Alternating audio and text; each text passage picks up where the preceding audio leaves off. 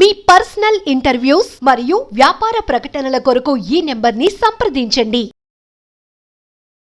నమస్తే, welcome to మనం TV. నేను మీ ప్రియాంకారావు. ఈరోజు మనతో పాటు ప్రముఖ పొలిటికల్ అనలిస్ట్ అప్పసాని రాజేష్ గారు ఉన్నారు. వారితో మాట్లాడదాం. నమస్కారం సార్. నమస్తే అమ్మా. సార్, త్రిబులర్ రఘురామకృష్ణరాజు గారి కస్టోడియల్ టార్చర్ కేసులో జగన్మోహన్ రెడ్డి గారి పేరు కూడా ఉంది. అంటే ఇప్పుడు జగన్మోహన్ రెడ్డి ఈ కేసులో ఇరుక్కోబోతున్నాడా? అసలు ఎలా చూడాలి అంటారు? వాస్తవంగా రఘురామకృష్ణరాజు గారి మీద కస్టోడియల్ టార్చర్కి పోలీస్ డిపార్ట్మెంటు తనకు తానుగా నిర్ణయం తీసుకుందా? పోలీస్ డిపార్ట్మెంటు అంతటి కస్టోడియల్ టార్చర్కి గురి చేయాల్సినంతటి నేరం రఘురామకృష్ణరాజు గారు చేశారా? రెగ్యులర్ పోలీసింగ్లో పోలీసులు పిక్ పాకెటర్స్ని, నేరస్తుల్ని, రౌడీ షీటర్లని సమాజంలో శాంతి భద్రతలు కాపాడటం కోసం, నేరాలు అదుపు చేయడం కోసం రకరకాల స్థాయి నేరస్తులతో డీల్ చేస్తూ ఉంటారు. అక్కడ వాళ్ళకి ఎవరు పైనుంచి ఆదేశాలు ఇవ్వవసరంలా. వాళ్ళ జ్యూరిస్డిక్షన్లో వాళ్ళకి తెలిసి ఏదైనా ఒక నేర సంఘటన జరిగింది అని అంటే, అది వాళ్ళకి ఫిర్యాదు అందింది అని అంటే, వాళ్ళుగా అంటే ఆ నేరాలని అరికట్టడానికి కావాల్సిన నిర్ణయం తీసుకొని అమలు చేస్తారు.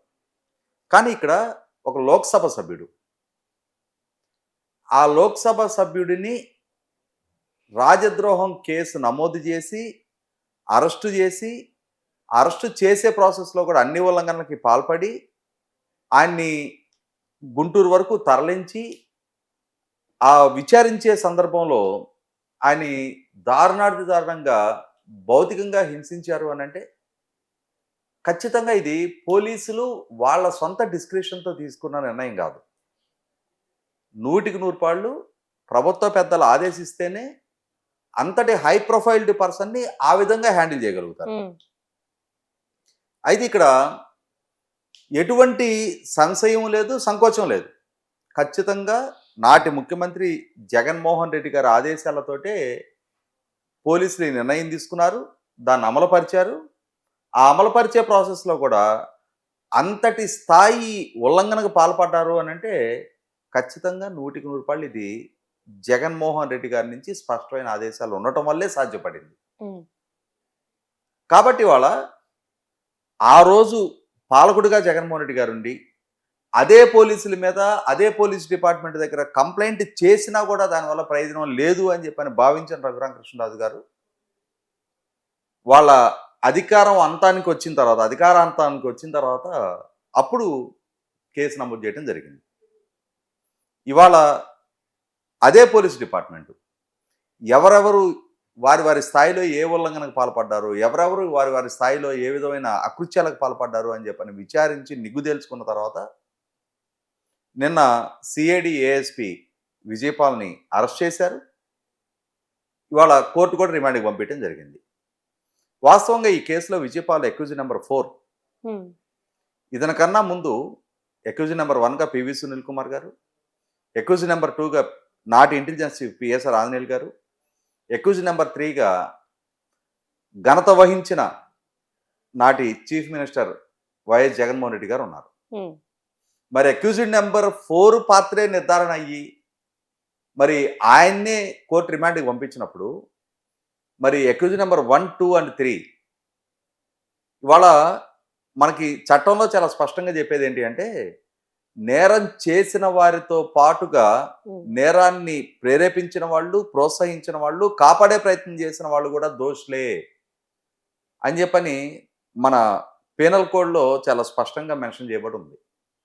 కాబట్టి ఇక్కడ ఈ నేరాన్ని ప్రేరేపించిన వాళ్ళు, ఆదేశాలు ఇచ్చిన వాళ్ళు, ఆ నేరాన్ని ప్రోత్సహించిన వాళ్ళు, ఆ నేరానికి పాల్పడ్డ వాళ్ళని కాపాడే ప్రయత్నం చేసిన వాళ్ళు అందరికందరూ కూడా దోషులే. దీంట్లో ఒకరు రాష్ట్ర ముఖ్యమంత్రి, లేకపోతే ఇంకొకళ్ళు ఐపీఎస్ అధికారులు, డీజీ స్థాయిలో ఉన్న అధికారులు అని చెప్పని ఎవరిని ఎక్స్క్యూజ్ చేయాల్సిన అవసరము లేదు. ఎందుకంటే వాళ్ళు వాళ్ళ విధులను అతిక్రమించారు, రూల్ ఆఫ్ లాని అతిక్రమించి మేము ప్రభుత్వ ఉద్యోగులము, ప్రజలు కట్టిన పన్ను నుంచి జీతం తీసుకుంటున్నాము, జగన్మోహన్ రెడ్డి గారు రాజకీయ పార్టీలో కార్యకర్తలం కాదు అనే అంశాన్ని విస్మరించి 100% వాళ్ళు వ్యవహరించిన వ్యవహార శైలికి తగిన మూల్యం చెల్లించే తీరాలి. కాకుంటే ఇక్కడ చర్చనీయాంశంగా మారుతున్న అంశం ఏంటి అంటే జగన్మోహన్ రెడ్డి గారి మీద కూడా ఈ కేసులో సెక్షన్ 307 నమోదు చేయబడింది. రఘురామకృష్ణరాజు గారిని హత్య చేసే ప్రయత్నం చేశారు అని చెప్పని 100కి 100 రఘురామకృష్ణరాజు గారిని భౌతికంగా ఎలిమినేట్ చేసే ప్రయత్నం జరిగింది. ఎందుకు అనంటే ఈ సంఘటనకి కొద్ది రోజుల ముందు ఆయనకి బైపాస్ సర్జరీ జరిగింది. బైపాస్ సర్జరీ జరిగి విశ్రాంతిలో ఉన్న వ్యక్తి ఆయన, లోక్సభ సభ్యుడు. ఆయన ప్రభుత్వంలో జరుగుతున్న కొన్ని తప్పొప్పుల్ని మీడియా ముఖంగా ప్రస్తావించి విమర్శిస్తూ వచ్చారు. మనకి ప్రజలు కట్టబెట్టిన అధికారం అంతటి నమ్మకాన్ని మనం వమ్ము చేసుకుంటున్నాం, పాలకులుగా మన అధికార పార్టీ తప్పులు చేస్తుంది అనే అంశాలు ప్రస్తావిస్తున్నారు. దాన్నే జీర్ణించుకోలేని, సహించలేని, భరించలేని జగన్మోహన్ రెడ్డి గారు నా అధికారాన్నే ప్రశ్నిస్తారా, నా దగ్గర టికెట్ తీసుకొని నా పార్టీలో నేనిచ్చిన బీఫామ్ ద్వారా నెగ్గిన లోక్సభ సభ్యుడు నన్నే విమర్శిస్తాడా అని చెప్పనే ఒక రకమైన అతిశయమా, అహంకారమా, ఏమైనా కానీ ఇవాళ దాన్ని ప్రదర్శించి తన దగ్గర ఉన్న పోలీస్ డిపార్ట్మెంట్ని, తన రాజకీయ ప్రత్యర్థులని, అంటే జగన్మోహన్ రెడ్డి గారు రఘురామకృష్ణరాజు గారిని తన పార్టీ లోక్సభ సభ్యుడు అని కాక తన రాజకీయ ప్రత్యర్థిగానే భావిస్తున్నారు. కాబట్టి తన ప్రత్యర్థుల్ని హింసించడానికి పోలీస్ డిపార్ట్మెంట్ని ఒక ఆయుధంగా వాడుకున్నాడు. 100కి 100 ఇది ప్రూవెన్ ఫ్యాక్టర్. ఇది ఒక్క రఘురామకృష్ణరాజు గారి విషయంలోనే కాదు, శ్రీకాకుళం జిల్లాలో అచ్చెన్నాయుడు గారు, కోన రవికుమార్ గారి దగ్గర నుంచి మొదలుపెట్టి అనంతపురం జిల్లాలో జేసీ ప్రభాకర్ రెడ్డి గారు, అసిమిత్ రెడ్డి గారి వరకు ప్రతి జిల్లాలో కూడా తన రాజకీయ ప్రత్యర్థులు అయిన కీలకమైన నాయకుల్ని అక్రమ కేసులు పాలు చేశారు, అరెస్టులు చేశారు, కస్టడీలు టార్చర్కి గురి చేశారు, జైలు పాలు చేశారు. వీటన్నిటినీ ప్రజలు కూడా నిశ్చితంగా గమనిస్తూ వచ్చారు. వీళ్ళకున్న అధికారము, వీళ్ళ చేతిలో ఉన్న వ్యవస్థలు, వాళ్ళ వ్యవహార శైలి కారణంగా ప్రజలు ప్రతి అంశంలోనూ రోడ్డెక్కి స్పందించకపోయి ఉండొచ్చు. కానీ వీటినన్నింటినీ ప్రజలు పరిగణలోకి తీసుకున్నారు, గుర్తుంచుకున్నారు. అయితే ఇక్కడ ప్రజల ముందున్న ప్రశ్న ఏంటి అంటే, జగన్మోహన్ రెడ్డి గారి మీద ఇప్పటికే పలు కేసులు ఉన్నాయి. మనందరికీ తెలిసి ఆయన మీద 11 సిబిఐ ఛార్జ్షీట్లు ఫైల్ అయ్యి ఉన్నాయి. దాదాపుగా 11 సంవత్సరాల పైగా ఆయన బెయిల్ మీద కొనసాగుతూ ఉన్నారు. నాకు గుర్తున్న వరకు 2013 సంవత్సరం సెప్టెంబర్ 23 రోజు ఆయనకి ఆ 11 సిబిఐ కేసులకు సంబంధించి గౌరవ సుప్రీంకోర్టు ద్వారా కండిషన్ బెయిల్ ఇవ్వడం జరిగింది. అంటే ఇప్పటికీ 11 సంవత్సరాల 2 నెలల 5 రోజుల కాలం గడిచిపోయింది ఆయనకి బెయిల్ వచ్చి.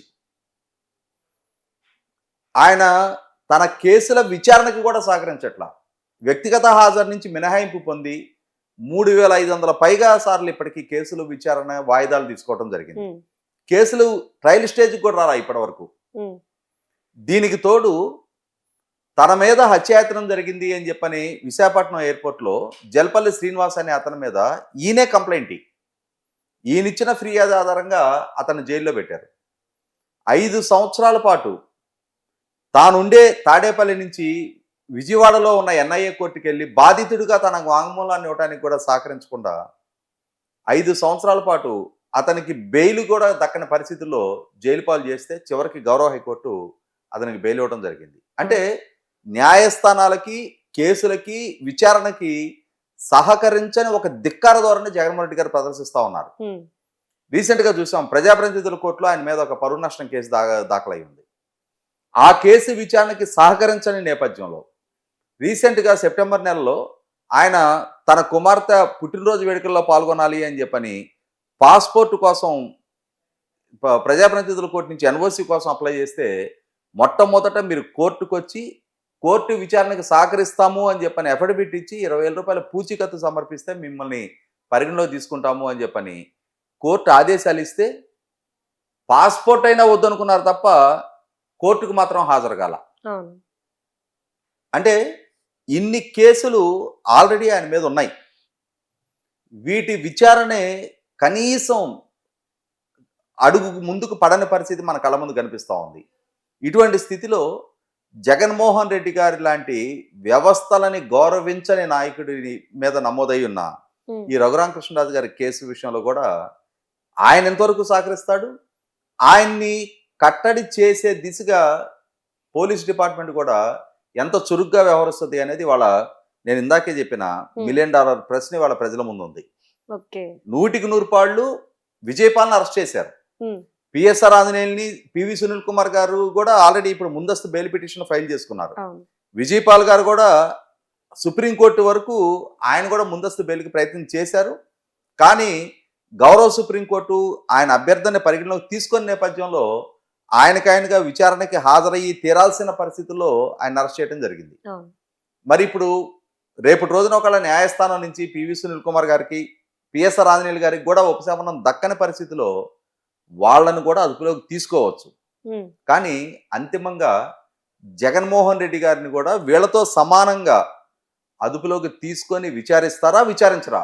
ఎందుకనంటే ఇక్కడ గమనించాల్సింది, చాలా దారుణంగా రఘురామకృష్ణరాజు గారిని హింసించడం జరిగింది. ఆ హింసించే సందర్భంలో వీడియో కాల్ తీసి ఆ వీడియో కాల్ని లైవ్ స్ట్రీమింగ్ జగన్మోహన్ రెడ్డి గారు వీక్షించారు అని చెప్పని రఘురామకృష్ణరాజు గారు 1-10 సార్లు ఆరోపిస్తా ఉన్నారు. లైవ్ స్ట్రీమింగ్ జరిగింది అని చెప్పని నిన్న ప్రభుత్వ విచారణాధికారులు కూడా నిన్న మీడియాకు తెలియజేయడం జరిగింది. అంటే ఇక్కడ 100కి 100 ఒక రకమైన క్రూరత్వాన్ని, ఉన్మాదత్వాన్ని జగన్మోహన్ రెడ్డి గారు ప్రదర్శించారు. తన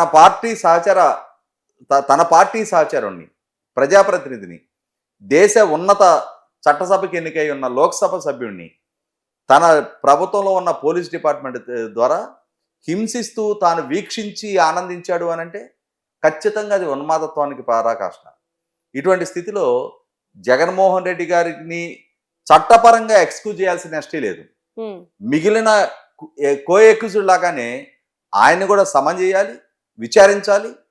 విచారించి విచారణకు ఆయన సహకరించుకుంటే, విచారణలో ఆయన పాత్ర నిర్ధారణ అయితే 100కి 100 ఆయన్ను కూడా అరెస్టు చేసి జైలుకి పంపి తీరాల్సిందే.